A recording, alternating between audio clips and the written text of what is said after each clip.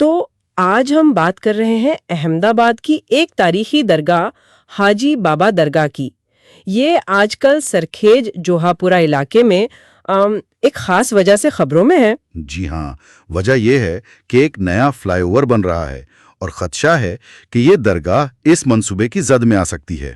اچھا، اور ہمارے پاس ایک پریس نوٹ بھی ہے جس میں تفصیل ہے کہ کیسے کچھ مقامی رہنما اور کمیونٹی کے لوگ وہ احمد آباد میونسپل کارپوریشن یعنی AMC حکام سے ملے۔ بالکل، اسی پریس نوٹ کی بنیاد پر ہم آج ذرا گہرائی میں بات کریں گے۔ تو بنیادی مسئلہ جیسا آپ نے کہا وہ فلائی اوور ہے، یعنی یہ زیر تعمیر فلائی اوور کے راستے میں یہ قدیم درگاہ آ رہی ہے اور اسی وجہ سے اسے ہٹانے کا نوٹس دے دیا گیا۔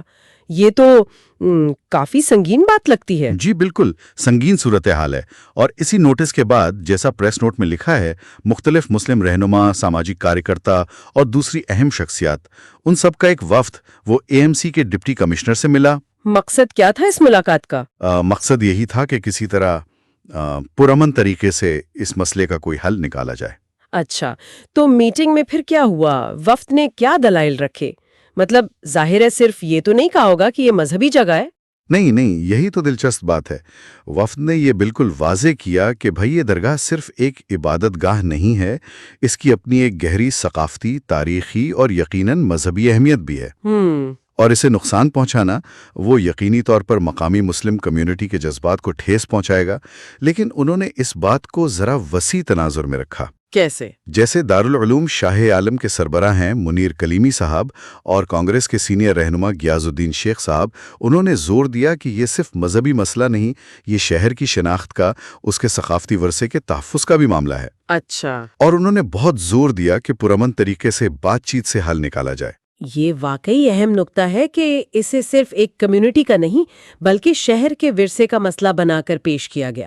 اچھا، یہ جو وفد تھا اس میں کون کون لوگ شامل تھے؟ اس کی ساخت بھی تو کچھ بتاتی ہوگی۔ جی ہاں بالکل، وفد کی جو ترکیب تھی وہ خود بتاتی ہے کہ معاملہ کتنا سنجیدہ سمجھا جا رہا ہے۔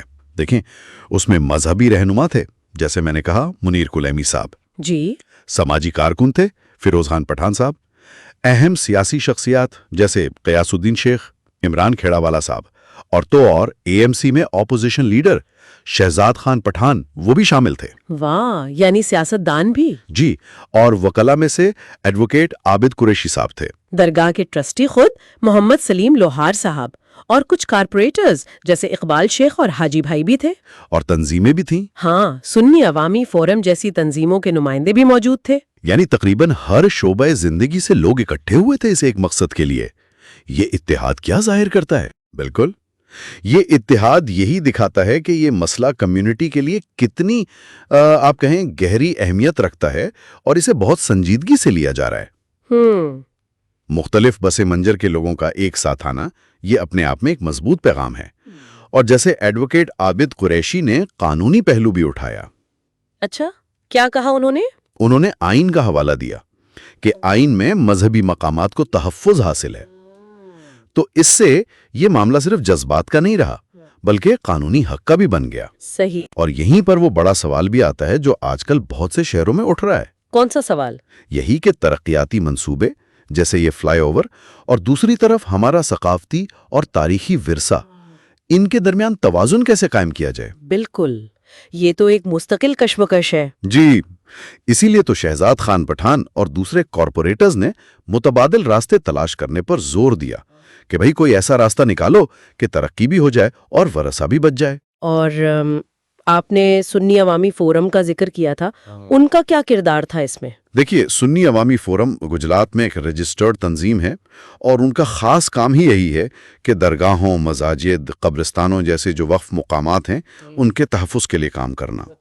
تو ان کی شمولیت اور حمایت سے بھی اس کوشش کو آپ کہیں ایک طرح کی مضبوطی ملی، اور انہوں نے بھی یہی کہا کہ بھئی پرامن طریقے سے قانونی دائرے میں رہ کر اس مسئلے کو حل کرنا چاہیے۔ تو اس سب کا نتیجہ کیا رہا؟ ملاقات کیسی رہی؟ کیا AMC حکام نے یہ سب دلائل سنے؟ کچھ بات بنی؟ پریس نوٹ تو یہی کہتا ہے کہ ملاقات کافی مثبت ماحول میں ہوئی، یعنی کوئی تلخی نہیں ہوئی۔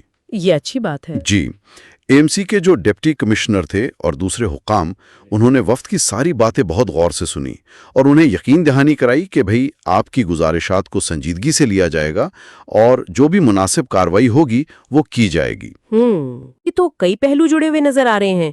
शहरी तरक्की की मंसूबाबंदी कैसे हो, हमारे तारीखी विरसे की क्या कद्र हो, उसकी हिफाजत कैसे हो, लोगों के मजहबी अकायद का एहतराम कैसे हो, और फिर शहरियों का अपने हक के लिए आवाज उठाने का जो जमहूरी अमल है, वो सब चीजें इस एक वाक़े में सिमट आई हैं। बिल्कुल दुरुस्त कहा आपने।